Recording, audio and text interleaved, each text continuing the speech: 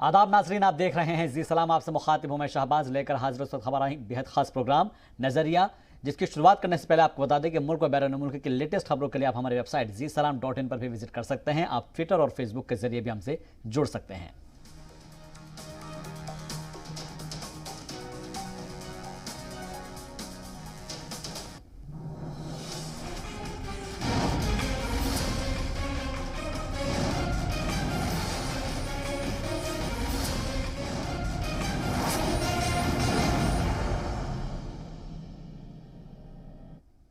तो नजरिया में आज हम बात करेंगे पॉपुलेशन पॉलिसी पर जारी तकरार की। जी हां, उत्तर प्रदेश में असेंबली इंतखाबात से पहले नई आबादी पॉलिसी जारी की गई है। 11 जुलाई को वजीर आला योगी आदित्यनाथ ने नई आबादी पॉलिसी 2021-30 जारी कर दी है। सीएम योगी ने पूरी दुनिया में इजाफी आबादी पर इजहार तशवीश करते हुए कहा कि इजाफी आबादी तरक्की में रखना है। हालांकि अपोजिशन जमातें इसे इंतखाबी तशहीर का एक हिस्सा बता रही है। उनका यह कहना है कि इंतखाब से एन पहले बीजेपी कुछ ऐसा करना चाहती है जिससे वोटों को इकट्ठा कर लिया जाए।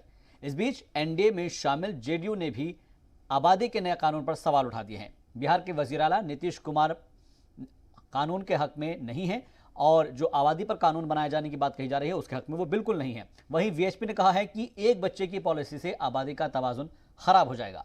आज इसी पर बात करेंगे, नजरिया जानने की कोशिश करेंगे, लेकिन उससे पहले देख लेते हैं ये रिपोर्ट। आबादी कंट्रोल पर मरकजी सरकार कौमी कानून बना सकती है। बीजेपी एमपी राकेश सिन्हा और अनिल अग्रवाल के प्राइवेट मेंबर बिल पर पार्लियामेंट के मानसून सेशन में चर्चा हो सकती है। वहीं बिहार के सीएम नीतीश कुमार ने कहा कि वो आबादी पर कानून के हक में नहीं है। जनसंख्या नियंत्रण के लिए अगर आप सिर्फ कानून बना करके कोई इसका उपाय करेंगे, ये सभी ठीक से संभव नहीं है। आबादी कंट्रोल पर पार्लियामेंट में अब तक 36 बिल पेश हो चुके हैं। इस बीच विश्व हिंदू परिषद ने यूपी सरकार से उसके पॉपुलेशन बिल ड्राफ्ट में एक बच्चे वाला ज़ाब्ता बदलने की मांग की है। वीएचपी ने Uttar Pradesh state law commission को एक खत लिखकर कहा, 2 से कम बच्चों की पॉलिसी के मनफी असरात होंगे। एक बच्चे की पॉलिसी से आबादी में इम्बैलेंस पैदा होगा। असम और केरल में ये इम्बैलेंस दिखाई दे रहा है। यूपी सरकार के पॉपुलेशन बिल ड्राफ्ट में एक बच्चा रखने वालों को कई तरह के इंसेंटिव देने की तजावीज हैं। ब्यूरो रिपोर्ट, जी मीडिया। तो जनसंख्या कानून को लेकर बात हो रही है, जिसको लेकर अलग अलग लोगों की राय है। इस पर समझने के लिए हमारे साथ जो खास मेहमान जुड़ रहे हैं उनका तारुफ करा देते हैं। 2 खास मेहमान इस वक्त हमारे साथ जुड़ गए हैं। डॉक्टर अजफर शमसी साहब जुड़ गए हैं, स्पोक्स पर्सन हैं भारतीय जनता पार्टी के। सर, आपका बहुत बहुत इस्तकबाल है जी सलाम पर। और इसके साथ ही संजीव कौशिक जी हमारे साथ पॉलिटिकल एनालिस्ट जुड़ गए हैं। सर, आपका भी बहुत बहुत खैर मकदम है। और आपसे थोड़ी देर में अफजल अब्बास साहब हमारे साथ जुड़ेंगे जनता दल यू से। सबसे पहले मैं आपसे समझना चाहूँगा डॉक्टर अजफर शमसी साहब, जो कि भारतीय जनता पार्टी की उत्तर प्रदेश में सरकार है और सीएम योगी ने जिस तरीके से नई पॉलिसी का जिक्र किया है उसमें बताया गया है कि लगातार बढ़ती हुई जो आबादी है वो जो तरक्की के रास्ते में अगर रखना है, रुकावट है। क्या हम ये मानकर चले कि जो ये पॉलिसी अगर लागू हो जाएगी तो वो तमाम तरक्की के जो वायदे किए जाते हैं वो तरक्की होनी शुरू हो जाएगी? देखिए, दोनों 2 एस्पेक्ट। सबसे बड़ी बात यह है जी कि दुनिया की जो भी तरक्की याफ्ता मुल्क हैं वो इस बात की कोशिश करते हैं और कोशा है, और जहां भी इस तरह की कोशिशें हुई हैं वो मुल्क तरक्की भी किया है, उस मुल्क के अंदर रोजगार और इकोनॉमी बढ़ी भी है। तो पहले तो मुझे ये देखना है कि आज वक्त की जरूरत है कि हम इस तरह, या तो दोनों चीजों से हो सकती है। दोनों चीजें ये हैं कि वक्त की जरूरत है कि हम इस बिल को लाएं, और दूसरी बात है कि हम जागरूकता भी पैदा करें। जागरूकता पैदा करें, एजुकेटेड करें लोगों को, और जब एजुकेटेड हम करेंगे, जागरूकता करेंगे। लेकिन कभी कभी देखा गया है कि ऐसी बात होती है कि हम बहुत जागरूकता करते हैं लेकिन उसके रिजल्ट्स नहीं आते। तो जब उसके रिजल्ट्स नहीं आते हैं जी, तो आप देखेंगे कि पहले था जब बच्चों को पढ़ाते थे जी, तो उसमें spare the rod and spoil the child, ये एक बहुत बड़ा बड़ी कहावत है और बड़े लोगों का कहना है कि spare the rod and spoil the child. दूसरा एस्पेक्ट आया कि हम प्ले वे मेथड करेंगे, प्ले वे मेथड से करेंगे। लेकिन spare the rod and spoil the child, जब तक हम डंडा दिखाएंगे नहीं कि पढ़ना है, तो उसका भी बड़ा एक महत्व होता है। अगर हम बिहार के ही कंटेस्ट में देखें जी। तो यहाँ जो शराबबंदी थी, शराबबंदी के लिए लगातार जागरूकता हो रही थी, लगातार जागरूकता हो रही थी, कर भी रहे थे, लेकिन लास्ट में कानून बनाना पड़ा और उस कानून के अच्छे परिणाम आए कि आज जो है अगर हम देखेंगे कि बिहार के अंदर शराबबंदी बंद हुई तो एक्सीडेंट्स कम होने लगे। लोग जो अनऑर्गेनाइज सेक्टर के लोग जितना कमाते थे जाके शराब पीते थे, वो घरों में आकर के वो पैसे को लगाने लगे। यानी तो आपका हमें मतलब कहने का यह है कि इसके लिए कानून बनाना जरूरी है, बिना कानून के लोग मानने वाले नहीं हैं। दोनों चीजें हैं, मैं क्या कह रहा हूं, दोनों चीजें हैं। वो भी हम साक्षरता भी हम जो है जागरूकता भी करेंगे, हम लोगों को मोटिवेट भी करेंगे। लेकिन नीतीश कुमार साहब कह रहे हैं कि कानून से इतना ज्यादा कुछ असर पड़ने वाला नहीं है, लोगों को बेदार करना होगा, जागरूक करना होगा। देखिए, हर आदमी का अपना नजरिया होता है, हर आदमी अपने नजरिया से, अपने एंगल से लोग देखते हैं और बोलते हैं जी, ठीक है जी। लेकिन जो मैंने आपको बताया कि सोशियो इकोनॉमिक तरीके से अगर आप देखेंगे और सोशियो इकोनॉमिक तरीके से जब देखेंगे और दुनिया के अंदर देखेंगे, अब मैं कहता हूं कि आप अभी भी अच्छे जो मुसलमान पढ़े लिखे हैं देखिए जी। मैं आपको एक लाइन से नाम गिनाना चाहता हूं कि उनके यहाँ कितने बच्चे हैं। मैं खुद, मुझे एक बेटा है, शाहनवाज साहब है, उन्हें एक तो है, नकवी साहब हैं, सिकंदर वक्त थे, या और भी जो, मैंने तो अपनी पार्टी की बात की, दूसरे पार्टियों के भी जो लोग अकलियत ही के लोग अगर कहेंगे तो जो अकलियत के लोग तरक्की याफ्ता हैं वो इस बात को समझ रहे हैं कि सोशियो इकोनॉमिक जरूरी है और उस सोशियो इकोनॉमिक के लिए मुझे लगता है कि अगर जागरूकता से हो जाए तो बहुत अच्छी बात है। अगर जागरूकता से नहीं हो रहा है तो हमें अगर कानून बनाने की जरूरत पड़ेगी तो हम कानून भी बनाएंगे। ठीक है, बहुत अच्छी बात आपने कही है। अजवर साहब, मैं आपके पास फिर से लौटूंगा। अफजल अब्बास साहब हमारे साथ जुड़ गए हैं, जेडीयू लीडर है। अफजल अब्बास साहब, नीतीश कुमार हालांकि इससे इत्तेफाक नहीं रखते हैं, उनका यह कहना है कि जो आबादी को कंट्रोल हमको करना है तो उसके लिए किसी कानून की हमको लगता है कि शायद जरूरत नहीं है, बल्कि लोगों को बेदार करना है, जागरूक करना होगा। आपके नजरिया क्या कहता है इस पर? बिल्कुल, माननीय मुख्यमंत्री ने कल इस बात को मीडिया के सामने रखा है। बिल्कुल सही बात है कि बिहार के इतिहास को पलट के देखें, जब से लड़कियों की शिक्षा में बढ़ोतरी हुई 10th क्लास से 12th क्लास की बात करने लगे आप जी, तो जब जागरूकता बढ़ी, लड़कियां पढ़ने लगी और या लड़की लड़का जो भी, तो आप सब उसकी समझदारी बढ़ी, उस आधार पे जो है प्रजनन की जो रेशियो है वो कम होता गया। तो सबसे पहले समाज पढ़े। देखिए, जनसंख्या वृद्धि देश के लिए एक बहुत बड़ा एक चैलेंज तो है, इससे कोई इनकार नहीं कर रहा है, लेकिन किसी पर थोपना भी कोई ऐसी बात नहीं कि थोप दिया गया। कानून बनाने से नहीं होने वाला। बहुत से ऐसे कानून बनाए गए हैं, बनते हैं, लेकिन उसका इम्प्लीमेंटेशन धरातल पर नहीं हो पाता है। तो मेरा ये मानना है, माननीय मुख्यमंत्री का जो संदेश है कि हमने जिस तरह शिक्षा पे आगे काम किया है और लड़कियां बढ़ के आगे साइकिल योजना, प्रोत्साहन योजना, बहुत सारी योजनाएं के आधार पर लड़कियों में एक जागरूकता पैदा हुई और बच्चियां पढ़ के आगे निकली, तो जाहिर सी बात है कि इस विषय पर सोचते हुए जो शादी भी आगे पास प्रजनन की जो मतलब इसमें रुकावट पैदा हुई या ये कम हुआ, तो ये अच्छी बात है। समाज को बेदार करने की जरूरत है। समाज जब तक बेदार नहीं होगा तब तक होने वाला नहीं। लाख कानून बना दिए, उससे कोई फर्क पड़ने वाला नहीं है। ठीक है, ये आपका ये सोचना है कि कानून के अलावा हमको बेदार करना जरूरी है। संजीव कौशिक जी अगर हमारे साथ जुड़े हैं तो मैं उनसे समझने की कोशिश करूंगा। संजीव जी, आपका क्या जो तजुर्बा है, सियासी तजुर्बा, या फिर जो अगर हम देखें तो एक तरीके से लगातार सियासत इसके ऊपर हो रही है, कोई कह रहा है कि इलेक्शन से पहले इस तरह का शिकूफा छोड़ देना एक लोगों को अपनी तरफ आकर्षित करने के लिए है, कुछ लोग कह रहे हैं कि इसको सिर्फ बेदारी मुहिम चलाकर ही कंट्रोल किया जा सकता है, लेकिन बीजेपी का ये मानना है कि इसके लिए कानून बनाना जरूरी है। आपका क्या कहना है इस पर?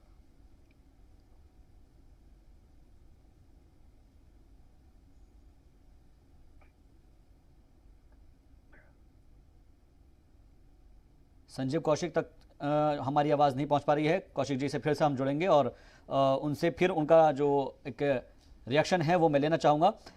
उसके अलावा हम डॉक्टर असगर शमसी साहब का एक बार फिर से रुख कर लेते हैं।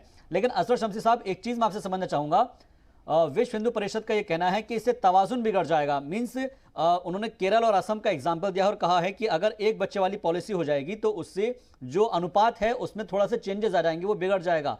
इससे आप सहमत हैं? देखिए, मैं पहले कह रहा हूं कि हमें कानून बनाना पड़ता है। कब बनाना पड़ता है जी?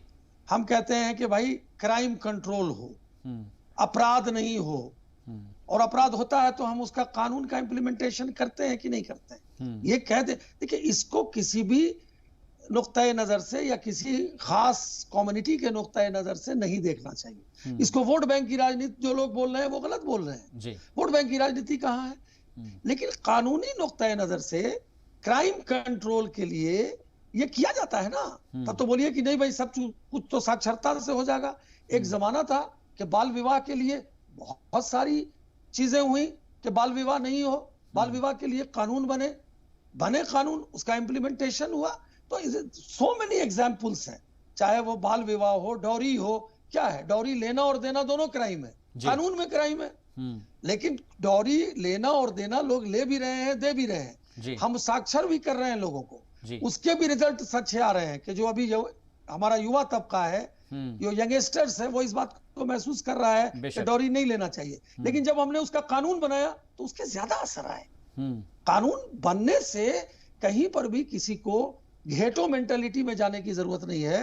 कानून बनने से ये नहीं समझना चाहिए कि ये कानून किसी खास तबके के लिए बन रहा है। लेकिन शमशी साहब, कई मर्तबा हमने देखा है कि ऐसे जो जब कानून बनते हैं तो उनका मिसयूज होने लगता है। डाउरी केसेस हमने कई मर्तबा देखे हैं ऐसे, जिसके अंदर खासतौर पर किसी एक शख्स को, किसी एक लड़के को या फिर किसी और एक पक्ष को दबाने की कोशिश की जाती है कि भाई आपके ऊपर हम ये वाला केस कर देंगे। उस मामले में मैं आपसे समझना चाहूंगा कि अगर ऐसे मामले सामने आते हैं तो फिर उसके क्या नतीजे होंगे? देखिए, हर जगह एग्जाम्पल्स होते हैं। सड़क पे गाड़ियां चलती हैं जी, तो 99% गाड़ी ठीक चलती है, एक गाड़ी का एक्सीडेंट भी हो जाता है। तो अगर एक गाड़ी का एक्सीडेंट हो गया, इसका मतलब थोड़ी है कि सड़क पे सब गाड़ी गड़बड़ चल रही है, या उसका जो तरीका है कि आपको दाहिने चलिए, बाएं चलिए, स्पीड ब्रेकर पर स्लो कीजिए, 80 के स्पीड में चलिए, तो ठीक है। कहीं कहीं मैं मानता हूं कि इसको 100% कामयाबी मिलने में टाइम लग सकती है, मैं इसको डिसएग्री नहीं कर रहा हूं। लेकिन कानून लगता है, कानून बनता है तो ये अच्छी पहल है। और अगर उत्तर प्रदेश में ये कानून बना है या बन रहा है तो मैं समझता हूं कि ये स्वागत योग्य है, क्योंकि इस कानून के साथ साथ हम मोटिवेट भी कर रहे हैं। Motivation, guidance and consoling. Guidance and consoling का मतलब है कि हम गाइडेंस भी करते हैं, कंसोल भी करते हैं, हम मोटिवेट भी करते हैं। हम उनको मोटिवेट करते हैं तब हमारी प्रोडक्टिविटी बढ़ती है। इंडस्ट्री में भी आप देखेंगे कि अगर हम ट्रेडिशनल ढंग से वर्कर को बताएंगे कि हमारी मांगे पूरी हो चाहे जो मजबूरी हो, यानी मजबूरी का मतलब इंडस्ट्री बंद हो जाए लेकिन मेरी मांग को पूरी कीजिए। और उसका दूसरा अप्रोच है कि राष्ट्र हित में करेंगे काम और काम के लेंगे पूरे दाम। तो अगर राष्ट्र हित को देखना है और इन टोटलिटी में हमको देखना है, दुनिया को देखना है, दुनिया के नजरिए को देखना है, और जब हम दुनिया के नजरिए को देखेंगे, तरक्की को देखेंगे, तो हम किसी खास कम्युनिटी तक और वोट बैंक की राजनीति की ऐसा हो रहा है इसलिए ऐसा है, मुझे लगता है कि ये समझना चाहिए। और ये समझ करके मुझे लगता है कि ये कानून अगर बनता है तो ये अच्छी पहल है और लॉन्ग टर्म में बिहार में भी बनना चाहिए। ठीक है, हमारे माननीय मुख्यमंत्री बहुत अच्छा काम कर रहे हैं। मुख्यमंत्री के द्वारा किए गए महिला सशक्तिकरण पे बहुत अच्छे काम हुए हैं, बहुत सारी चीजों में अच्छे काम हुए हैं। इसमें इसको कोई नजरअंदाज नहीं कर सकता है कि बिहार की सरकार और हमारे माननीय मुख्यमंत्री बहुत अच्छा काम कर रहे हैं। उनका नजरिया है, उनका भी एस्पेक्ट है कि हम इसको जो है लोगों को जागरूक करके बेटर कर सकते हैं। लेकिन केवल जागरूकता से ये चीज नहीं हो सकती। बिल्कुल, यानी कि केवल जागरूकता से, बेदारी मुहिम से इसको नहीं किया जा सकता। इसके लिए कानून बनाना जरूरी है। ये नजरिया आपने बताया है। संजीव कौशिक जी तक अगर मेरी आवाज पहुंच पा रही है तो मैं संजीव जी से इसके ऊपर उनका रद्देमल जानना चाहूंगा। संजीव कौशिक जी, आपको मेरी आवाज मिल पा रही है?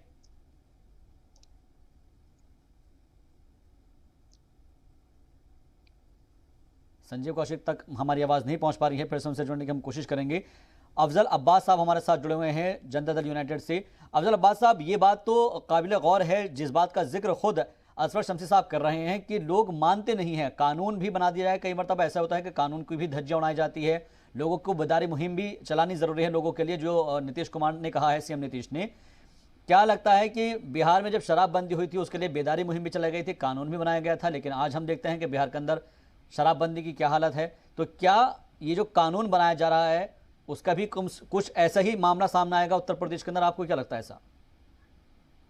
देखिए, कानून बनाने के विरोध हम कहाँ कर रहे हैं। हमने तो ये कहा कि जागरूकता हो, एक समाज में पैदा होना चाहिए, फलाना जरूरत है।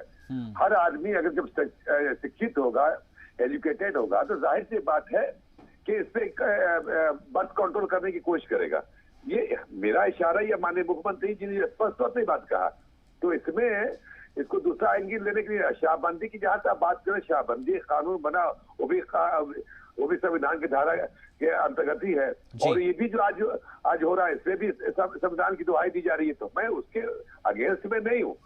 लेकिन मेरा ये मानना है कि अगर बच्चियां पढ़े, बच्चियों की तालीम पे हो, एजुकेशन पे हो, फिर आप हेल्थ सेक्टर पे काम करें।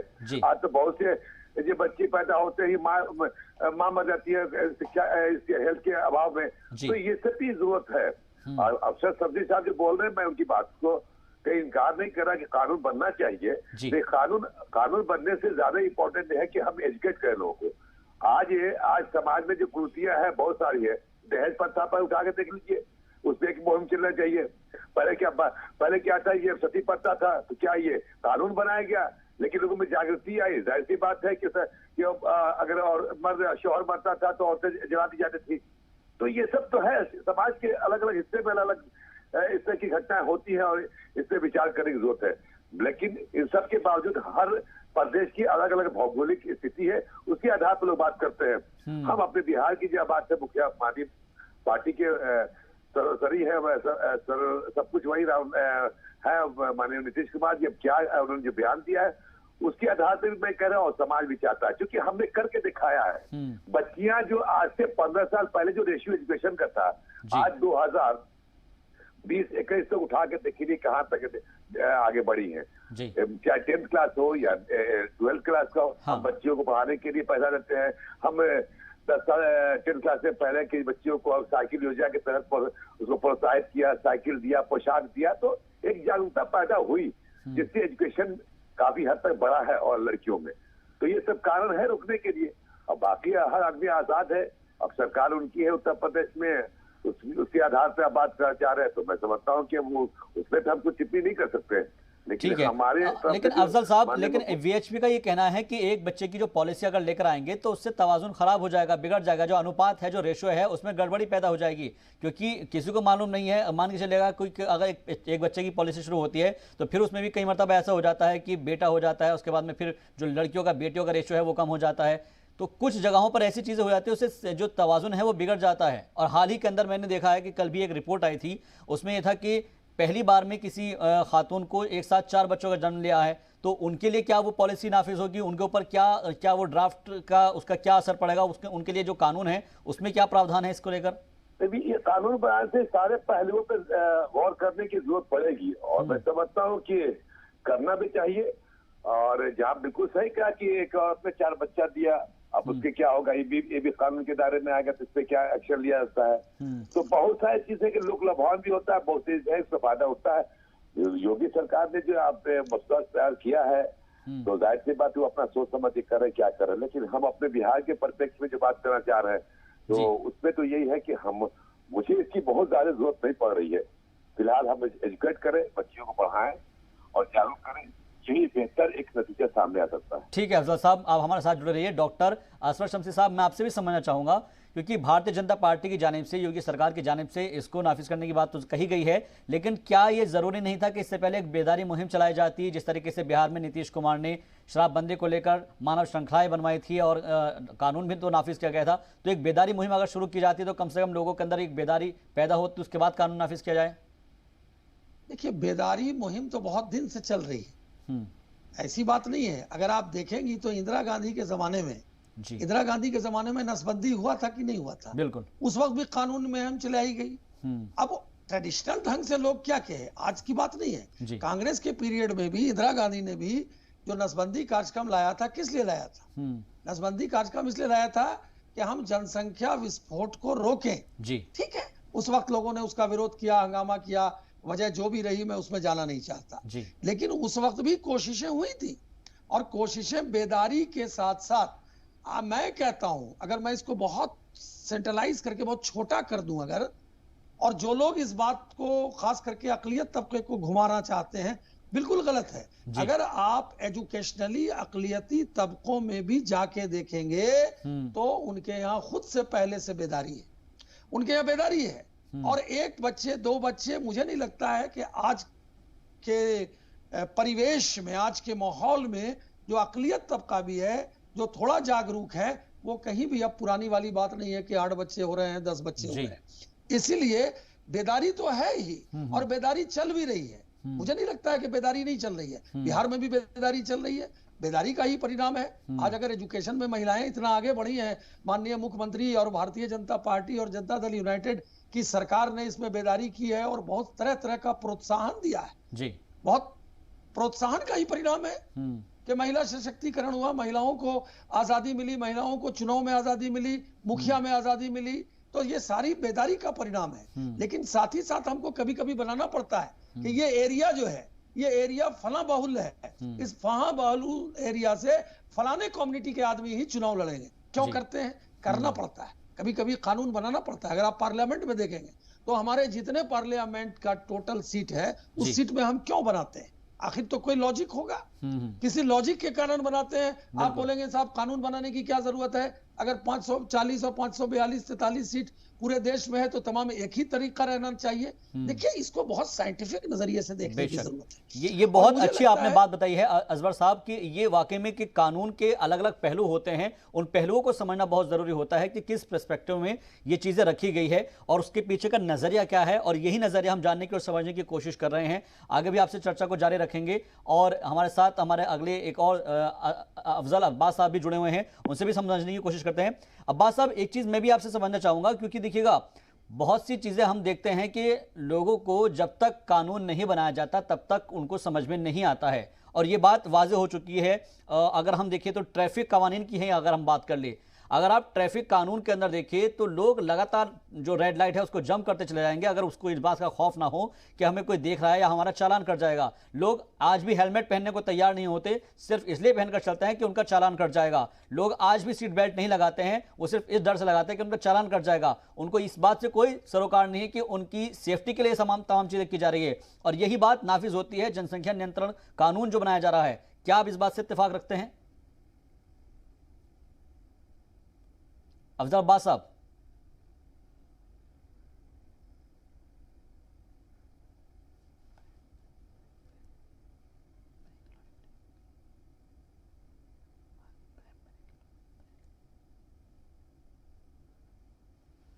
लगता है हमारी आवाज नहीं पहुंच पा रही है। लगातार इस पर हमारी चर्चा जारी रहेगी। नजरिए में हम ये जानने की कोशिश कर रहे हैं कि जो आबादी को कंट्रोल करने के लिए कानून की बात कही जा रही है वो किस हद तक जायज है और उसको लेकर लोगों का नजरिया क्या है, सियासी पार्टियों का नजरिया क्या है, जानेंगे एक ब्रेक के बाद।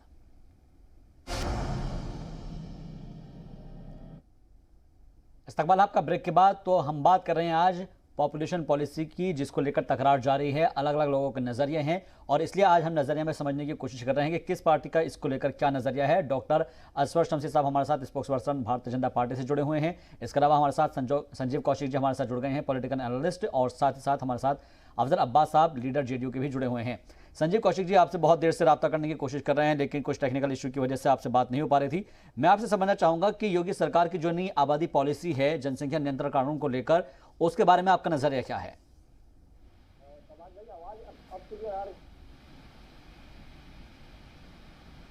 संजीव कौशिक जी, आप तक आवाज पहुंच पा रही है?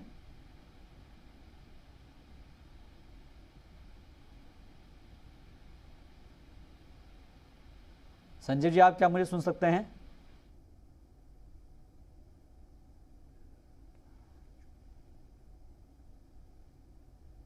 लगता है संजीव जी से हमारा राब्ता नहीं हो पा रहा है, कुछ टेक्निकल इशू की वजह से लगातार उनसे जुड़ने की कोशिश की जा रही है, उनका नज़रिया समझने की कोशिश की जा रही है।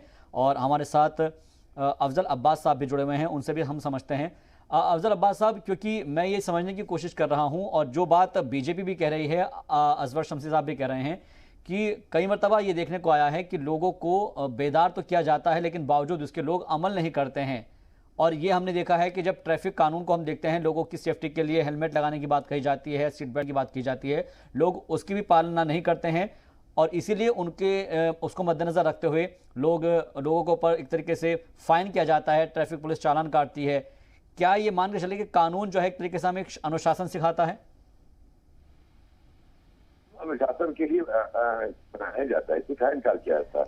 लेकिन आप ये देखिए, कोरोना काल में शुरुआत में लोग मास्क नहीं पहनते थे, अभी भी कुछ तो नहीं पहनते हैं, लेकिन मेजर जो है जो जनसंख्या है उसको समझ में आया कि नहीं, मास्क एक रास्ता है, अपना सोशल डिस्टेंसिंग रास्ता है कि बचने के लिए, तो लोग उससे इस्तेमाल कर रहे हैं कि नहीं कर रहे हैं। जी। तो जागरूकता आए कि नहीं ये एक बीमारी से बचने के लिए मास्क अनिवार्य है, और हम अपनी भी जिंदगी बचा रहे हैं, दूसरे की जिंदगी बचेगी इससे। जी। तो ये जागरूकता का इम्पैक्ट पड़ता है। कानून तो है, इससे इनकार कहाँ मैं करें, कानून का इम्प्लीमेंटेशन होता है, उसका एक असर पड़ता है।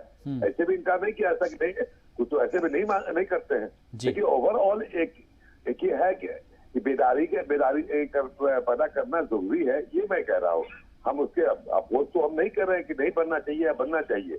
मेरे कहने का तात्पर्य ये था कि इससे ज्यादा है कि समाज में जितने भी निचले स्तर पे गरीब गुरबा के नजर में जहाँ जहालत है, जहालत दूर किया जाए, ऑटोमेटिक लोग इस बात को समझेंगे। ठीक है सर, मैं आपके पास फिर से लौटूंगा। संजीव कौशिक जी का रुख कर लेते हैं।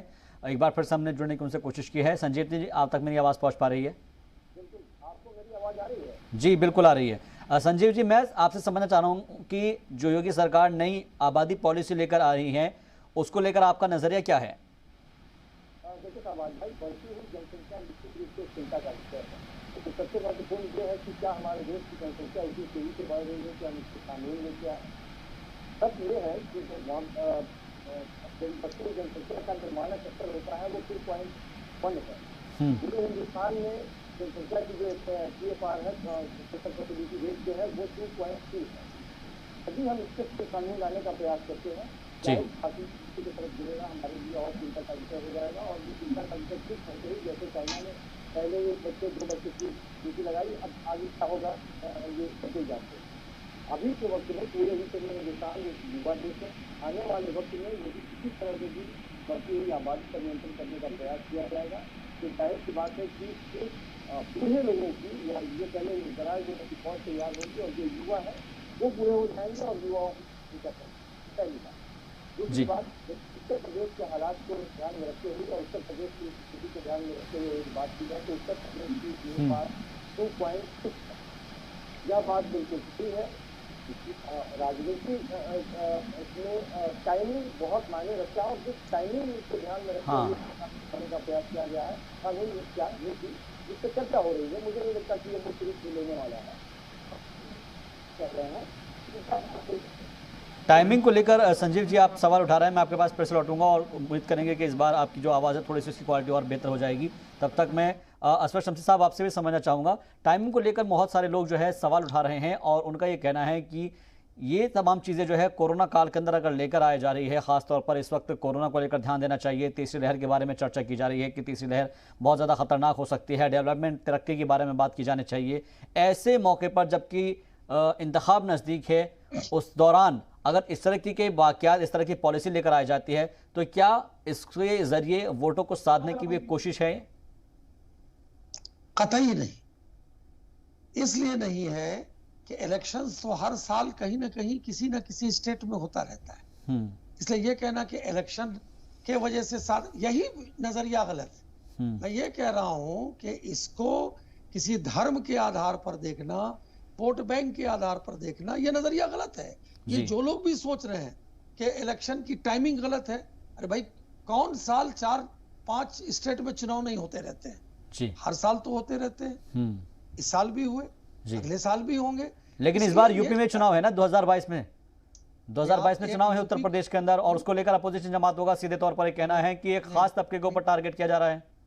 अरे भाई इसके पहले भी तो दूसरी जगह इलेक्शन हुए, तो यूपी है, यूपी को लेकर के किया जा रहा है, यही नजरिया गलत है।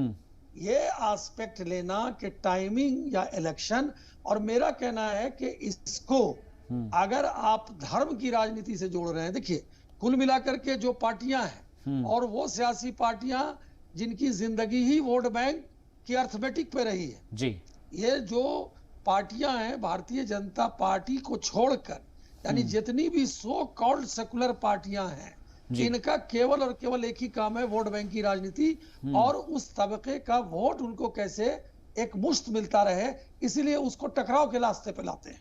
हालांकि इसमें फेल हो रहे हैं। हमारे देश के यशस्वी प्रधानमंत्री ने इतना काम किया है, चाहे वो सामाजिक हो, आर्थिक हो, और हर दृष्टिकोण से, महिला सशक्तिकरण हो, युवाओं का हो, इतना काम हुआ है कि अब ये लोग इस बात को समझ रहे हैं। आप देखिए तलाक, ट्रिपल तलाक की बात थी, कितना हो हल्ला लोगों ने मचाया, कितना हो हल्ला मचाया, ये मुसलमानों के खिलाफ है, ऐसे है, वैसे है, फला है, लेकिन जब ये कानून आया तो अकलियत तबके की जो युवा पीढ़ी थी और जो युवा महिलाएं थी, उन्होंने बीजेपी और नरेंद्र मोदी को वोट दिया।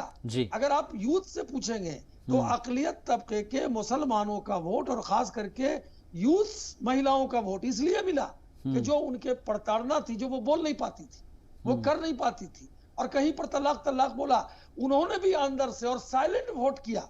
साइलेंट वोट आदरणीय नरेंद्र मोदी जी को किया, बीजेपी को किया, तो वो भी चाहती है। इसीलिए उस वक्त भी इसको शमसी साहब, आपने नौजवानों का जिक्र किया, नौजवान पीढ़ी का जिक्र किया, और इसी को मैं आपसे समझने के आगे ये भी कोशिश कर रहा हूं कि अपोजिशन का ये भी कहना है कि वजीर आजम नरेंद्र मोदी विदेशों में जाकर इस बात का जिक्र क्या करते थे कि हमारे पास सबसे ज़्यादा नौजवान हैं और आने वाले वक्त में हिंदुस्तान के अंदर सबसे बड़ा युवा एक वोट बैंक भी होगा और साथ ही साथ युवा शक्ति भी होगी जो मुल्क को आगे बढ़ाएगी। लेकिन अब अगर एक बच्चे वाली पॉलिसी हो जाएगी तो उससे क्या नौजवानों की जो एक आबादी है उस पर असर नहीं पड़ेगा? देखिए, यही नहीं कह रहे हैं नौजवानों की आबादी। अच्छा, एक ही बच्चा है या दो बच्चा है, अब वो बेटर है, बेटर कर रहा है, अच्छा कर रहा है, उसके अंदर प्रोडक्टिविटी है, और हमने मान लिया 100 को माने कि हम 8 और 10 और 12 जो पुराने जमाने में भी होता था और सभी में होता था, इसको भी हम स्पेसिफिक नहीं कर सकते हैं कि ये माइनॉरिटी कम्युनिटी में ही ज्यादा होता था। और भी अगर आप देखेंगे तो दूसरी कम्युनिटी में भी, दलितों में भी बहुत आबादी का जो रेशियो था वो ज्यादा था।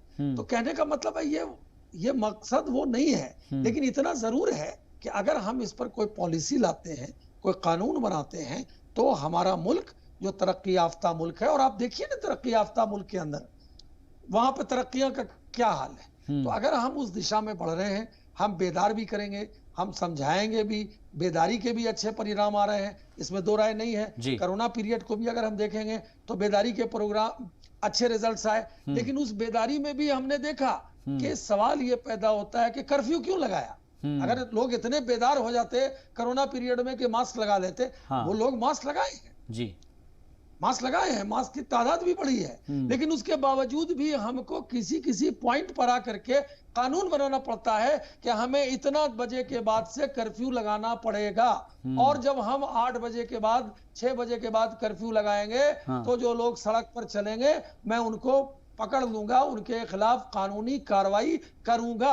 उस वक्त लोग क्यों नहीं बोले कि कानून क्यों बना रहे हैं, ये तो केवल बेदारी से हो सकता है। बेदारी भी एक पार्ट है, कानून भी एक पार्ट है। हम एक स्टेज लाएंगे कि लोग बेदार हो जाएं, लेकिन ये बहुत अहम पहलू आपने उठाया है। इस नजरिए को मैं आगे बढ़ाऊंगा और समझने की कोशिश करूंगा अफजल अब्बास साहब से। अफजल साहब, मैं आपसे समझने की कोशिश करूंगा, लेकिन उससे पहले मैं संजीव कौशिक जी का रुख करूंगा क्योंकि बहुत देर से उनके साथ हमारी बात नहीं हो पा रही है कुछ टेक्निकल इशू की वजह से। संजीव जी, आप तक मेरी आवाज सही पहुंच पा रही है इस बात? आपकी आवाज आ रही है लेकिन बहुत धीमी आ रही है, और इसलिए जो है आपकी आवाज जो हमारे और जो गेस्ट हैं उन तक भी सही तरीके से नहीं पहुंच पा रही है।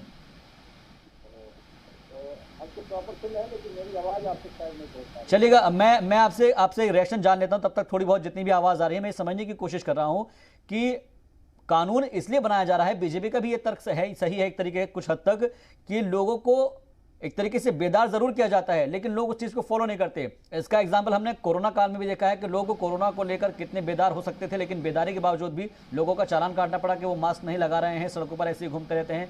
ट्रैफिक का नियम हम देख लेते हैं, लोग लगातार रेड लाइट को क्रॉस कर जाते हैं, विदाउट हेलमेट चलते हैं, सीट बेल्ट नहीं लगाते हैं। तो ये बेदारी मुहिम तो ठीक है, लेकिन उसके बावजूद भी लोग जब नहीं मानते हैं तो कानून लेकर आया जाता है। तो कुछ हद तक तो फिर कानून भी सही है।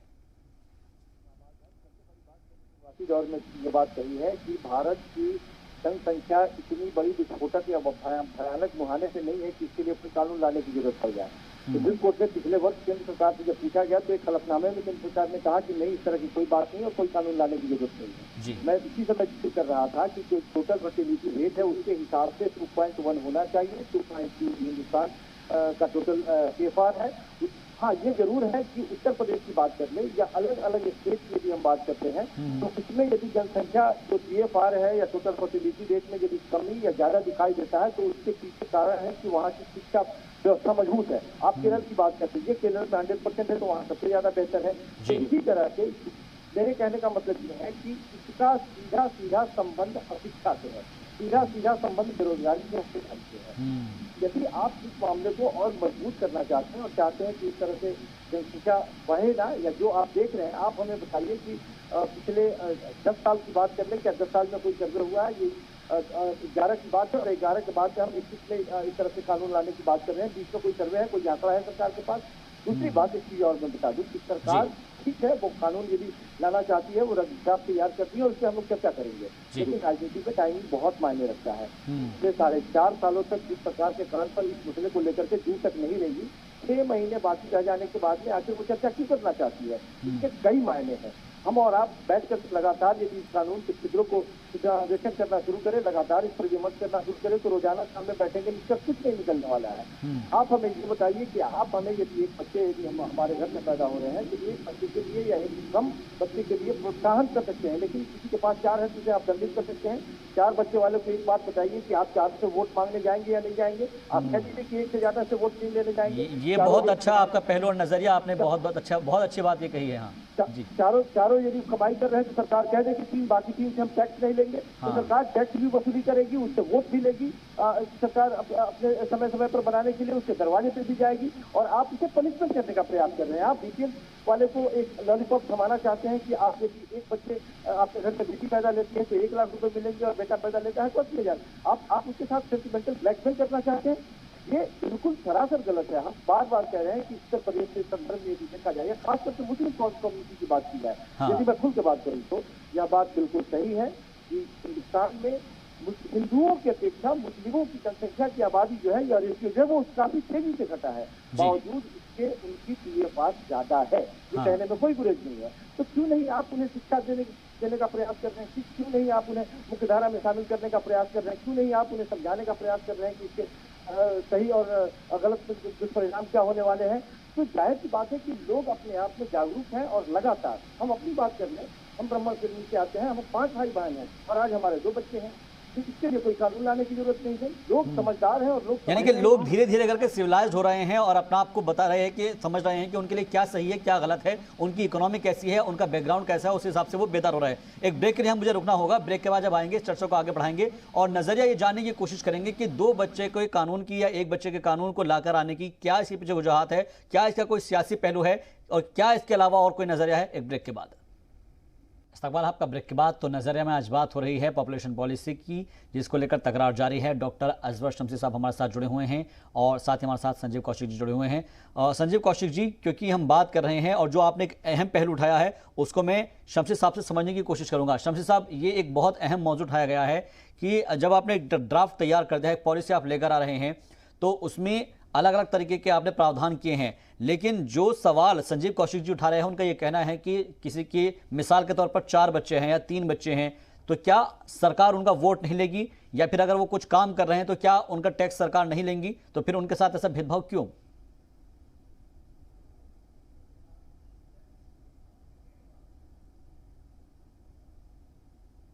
कानून आज से बन रहा है या कानून आज से बनेगा, यानी आने वाले जो लोग हैं, अब जिनको पहले से बच्चे हैं उस पर तो बात हो नहीं रही है। मैं आज मान लीजिए कानून बनता है तो नेचुरल है कि आज के बाद से अगर पॉपुलेशन रेट 2.3 होगा, 4 होगा, ज्यादा होगा तो उन पे होगा।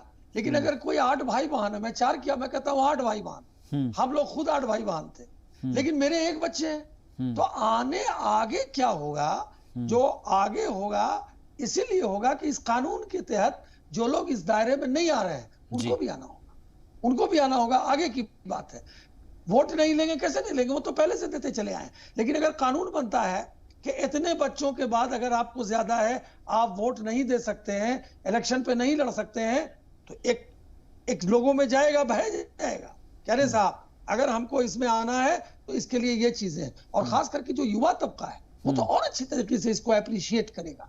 अप्रिशिएट इसलिए करेगा कि देखिए, मैं बार बार कह रहा हूं कि इसको किसी भी धार्मिक दृष्टिकोण से, इसको किसी भी वोट बैंक के दृष्टिकोण से देखने की जरूरत नहीं है।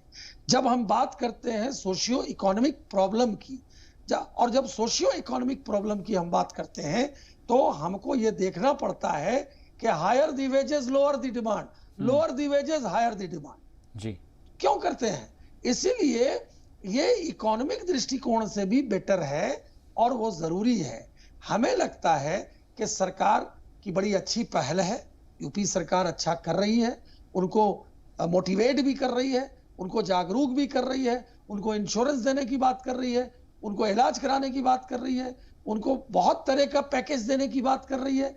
हम इंडस्ट्री चलाते हैं, इंडस्ट्री में लोग किसी इंडस्ट्री में काम करते हैं, अगर हम उनको पैकेज ज्यादा देते हैं, कहते हैं आप इतना करेंगे, इतना प्रोडक्टिविटी लाएंगे तो इतना % आपका बढ़ेगा।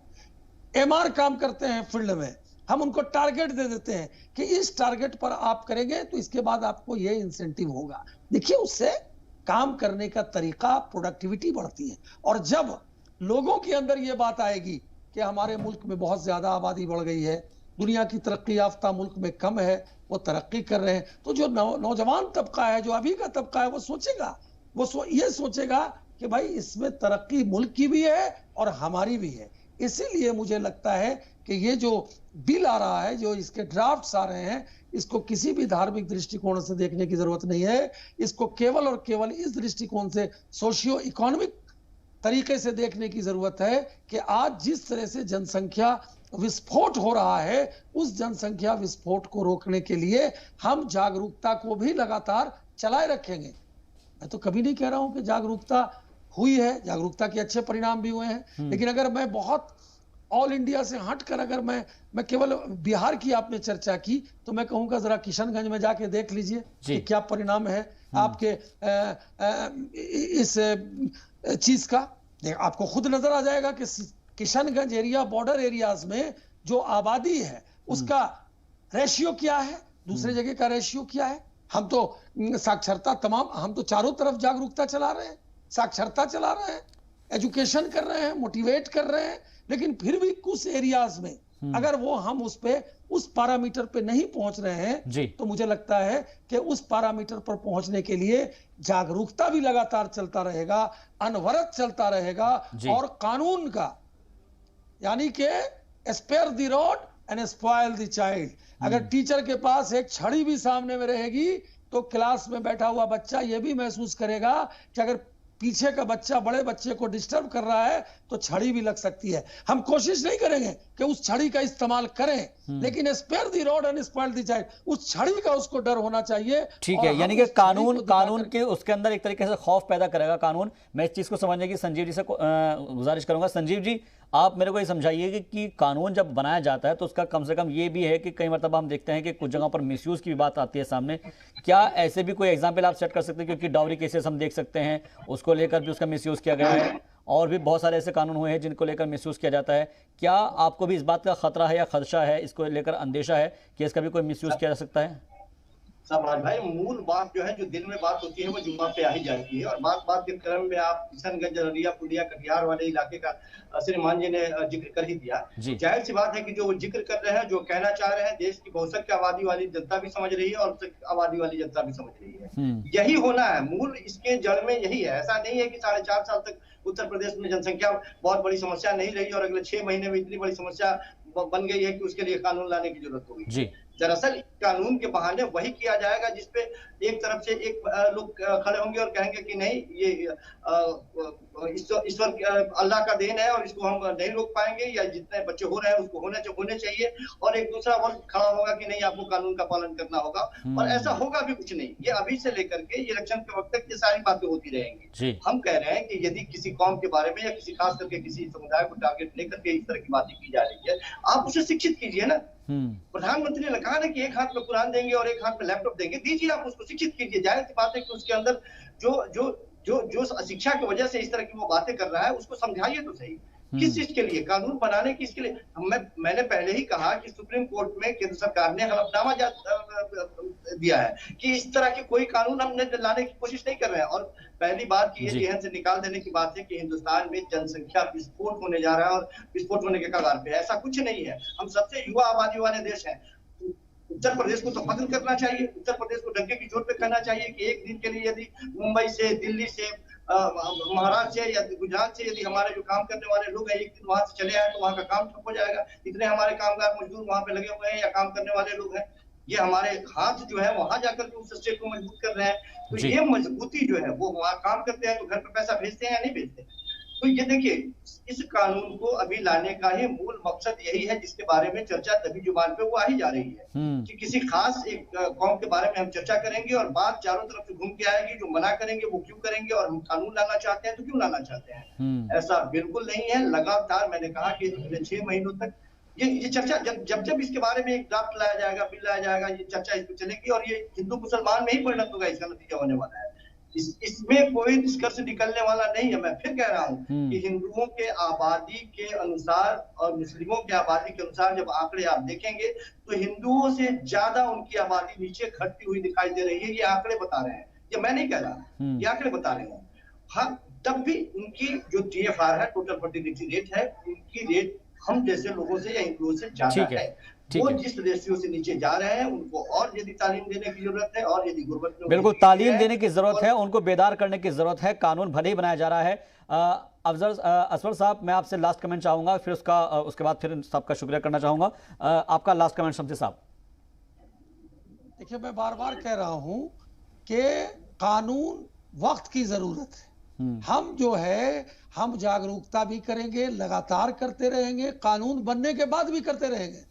कानून बनता है क्राइम का और जागरूकता भी होती है, और जेल भी लोग जाते हैं तो डरते हैं, लोग डरते हैं कि हमें ऐसा नहीं करना है। हम जागरूकता करते रहेंगे, और जब जागरूकता करते रहेंगे और कानून भी रहेगा तो नेचुरल है कि जो लोग कानून को तोड़ रहे हैं, अभी खुद पत्रकार महोदय बोल रहे थे कि अगर आप देखेंगे कि किस कम्युनिटी की कितनी ज्यादा आबादी है और उस आबादी में अगर ये आबादी कम हुई है तो इसमें परेशान होने की क्या बात है। अगर कानून आ रहा है तो सबके लिए आ रहा है, किसी खास वर्ग के लिए नहीं आ रहा है, किसी खास लोगों के लिए नहीं आ रहा है। इसमें हाय तौबा मचाने की क्या जरूरत है। आप अपने एडवाइस दे सकते हैं, अच्छे एडवाइस दे सकते हैं कि हम इस जागरूकता को और ज्यादा, इस मुहिम को बढ़ाएंगे ताकि और लोग भी इस बात को समझें और वो ये समझें कि कानून तो है ही, कानून तो बन ही रहा है, लेकिन उससे बेहतर है कि हम अपना रिजल्ट अच्छा करें।